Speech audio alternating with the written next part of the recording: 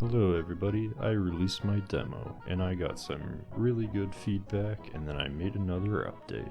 So because of that feedback, I added a bunch of stuff and changed some stuff as well.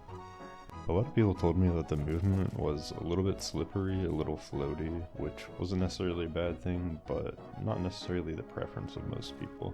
So I decided to go and make it a little snappier. The acceleration on Ralphie is quite a bit faster now. I think I agree. I think it feels a bit better now. Another feature that I wanted to add for a really long time was some kind of alt fire for the shotgun, which lets you double jump without having to aim down. I do like the idea of using the gun to aim your jumps, but it's definitely something that's going to get more annoying the more you have to use it. Especially considering it's something that you're like always using. I mean, it's your double jump. The jump was originally kind of inspired by TF2's rocket jump, and I guess I figured if I didn't need an alt fire in that game, then I guess I wouldn't need one. But nah, that was just freaking stupid thinking on my part, I guess. So I finally added it to the game. You can now officially play my game without getting an early case of arthritis. Oh yeah, I also decided to change the draw time of the shotgun, so you don't have to wait every single time you pick it up. And this one's also because of feedback, but I definitely think it was the right move to change this because it definitely opens up your movement combos a lot more, and it feels less like I'm discouraging that to the player now. So I think it's very good I changed this, and thank you for that piece of advice. Definitely a big improvement. Movement feels very buttery now, because now you can just whip out your shotgun and go. And oh, speaking of which, I also changed some of the sound effects for my weapon. Here's the old shotgun. Here's a new one. Here's the old revolver. Here's a new one. Old cannon. The new one. One of the things that I did in this update, which I think I'm going to start doing a lot more with the new levels and the pre-existing levels, I think I'm going to start getting rid of elevators because they're just not the most fun way of transportation. Like, I guess my headspace was just like, oh, it's like Dark Souls. Dark Souls has all these elevators that come into the most unexpected places. And it makes you feel real cool once you realize, oh, this is how you get to this location. But no, that's stupid. It's exciting in Dark Souls because there's not that many ways to travel throughout the land, besides just like walking. In my game, you have a whole bunch of wacky movement mechanics, so why not use them?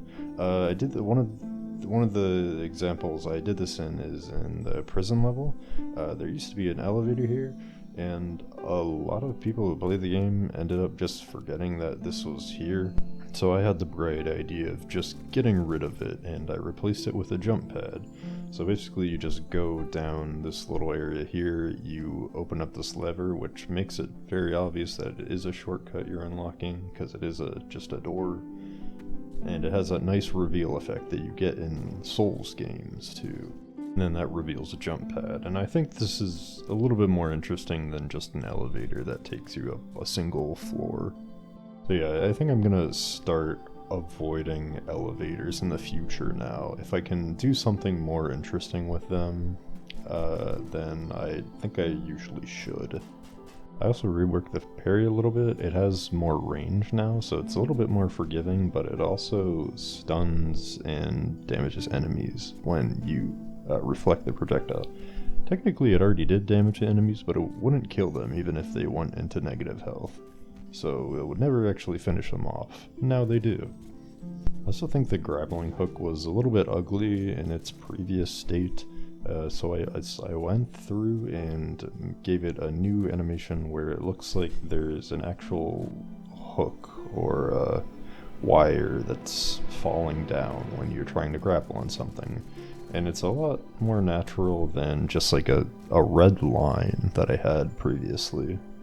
So the most recent update that I posted had a flagship feature of being able to equip different outfits. And right now you just buy them. I think this is definitely going to be not what you do in the full game. You're probably just going to like find them or maybe get them by doing different time challenges. But I think for the demo it's fine for it to just be something you pay for with in-game currency. So this is something that I wish that I planned for more when I started on the game. I kind of had to just go throughout every single cutscene and replace the main character with a new rig that I made, which supports the new outfits. And that was a gigantic pain in the ass because I have a decent amount of cutscenes. I guess there wasn't too many, but it was very monotonous of a task. But it's all over now, and now you can play the game in fashion. There's a few other things I changed in this update. I added music. My friends made some amazing songs that I replaced with some of the old songs that I made. I added some more settings, added some more quality of life stuff, fixed some awkward stuff with enemies and bosses, and I optimized the ambient occlusion, which knocked about like a gigabyte off of the download size. So, oh, one more thing I'm also working on now.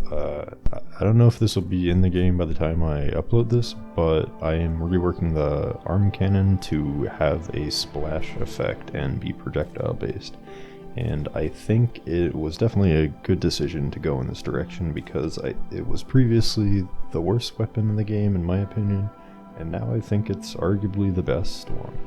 I also found a very fun accidental bug that would happen when you are rushing and shooting at the same time. Basically, you have an ability with your arm cannon to recoil off walls, which gives you essentially just another jump when you bang into walls. And it also triggers when you fire your weapon, so it's kind of like a form of rocket jumping, which is amazing. I don't know if I'm going to leave it in its current state. I'm probably going to make it unlockable or something, because that's probably just too much movement to give you right away. Technically, you're still in the early game at this point, so I don't want to give you too much to play around with right now. But I'll worry about balancing later. I think this is a very pleasant surprise. But that's about it for demo stuff, but I have been working on some entirely new stuff that is going to be after the demo as well. I'm working on this whole labyrinth section here, which is going to have these like heavenly angel construct things, and I think they're pretty cool design. They have this kind of like radial attack that they do when they get close enough. They also have this like fencing animation they do that does like a piercing shot towards you. And yeah, these are going to be the guys that guard the labyrinth. I'm also working on these new eye kind of enemies that fire beams at you. They kind of like snipe you from a distance, and you're going to need to use a new weapon to counter them. Speaking of that weapon, you're going to get a sword. Now, just like in real life, this sword is best used while in the air. There are two pieces essentially to this moveset so far. The first set is a swing in the air, which is kind of like a forward dash. It stops your vertical momentum and boosts you forward, so it gives you some distance.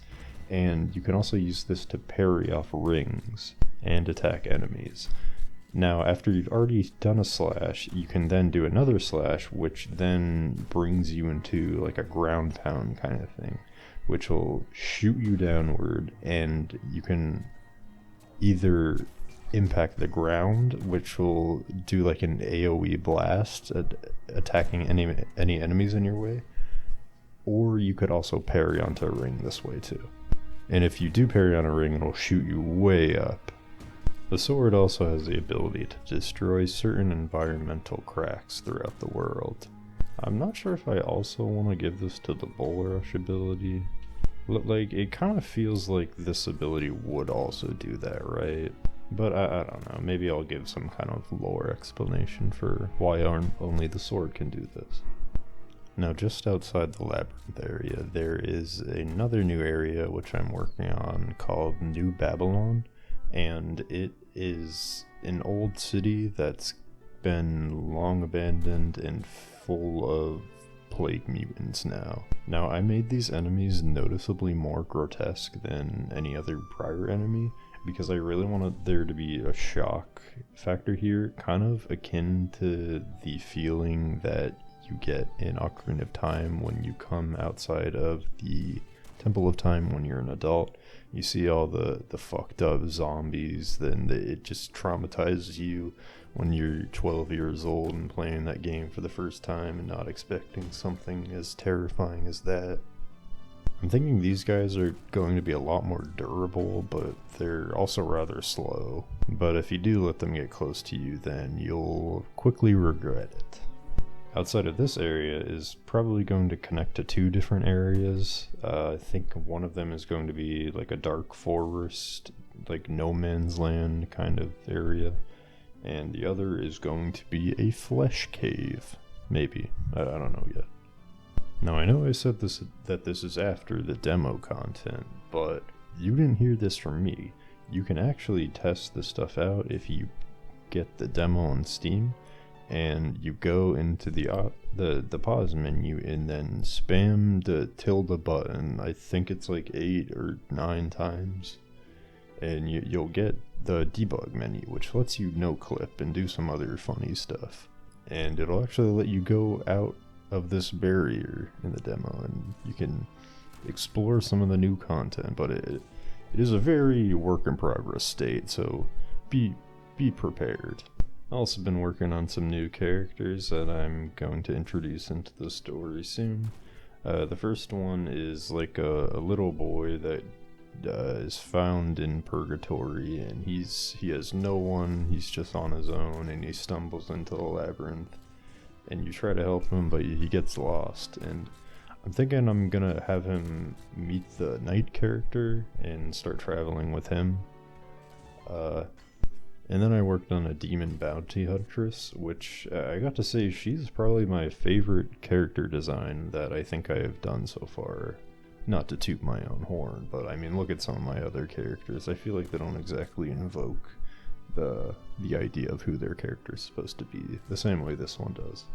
But yeah, I have some cool stuff planned with her as well. I think I'm gonna have it so she owned your revolver before you got it, and there's gonna be some funny dialogue about that, and maybe she'll even give you some new weapons. Like, I tossed around the idea of maybe getting some kind of upgrade to the revolver, which isn't even a revolver at all, just like a Tommy gun or something. Just something that basically just does the job of the revolver, but better. It has been quite a minute since the last devlog, but I promise I have been hard at work on the game. I have just been busy with like a million other things in life, like work and vacation. I actually went to Japan for 2 weeks not too long ago. It was very fun. Also, the holidays happened.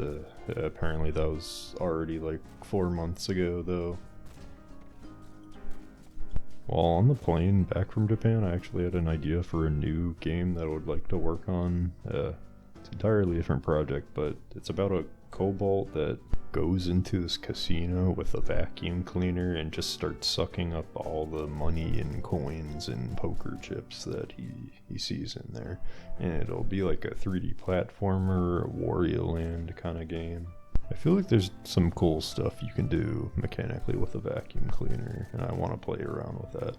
Obviously, I'm ripping off Luigi's Mansion for this, but I think I'm doing something new, because it's a platformer this time. And there will also be a hub world where you talk to a bunch of casino babes, and I don't think the kobold will be interested in them. He kind of just is focused on the money, the bag. I also modeled up this little kobold. He's gonna have like a big tongue that is panting like a dog because he wants that money so badly. But I don't know, it'll probably be a pain to work on this at the same time as my main game. So who knows? Maybe one day I'll start on this project. I want to learn Godot though, so I think I'm definitely gonna start to probably dip my toes into Godot soon. But yeah, I would love if you play the demo, let me know what you think, leave a review. I could really use some reviews on the demo page. But yeah, thank you for watching. See you next time.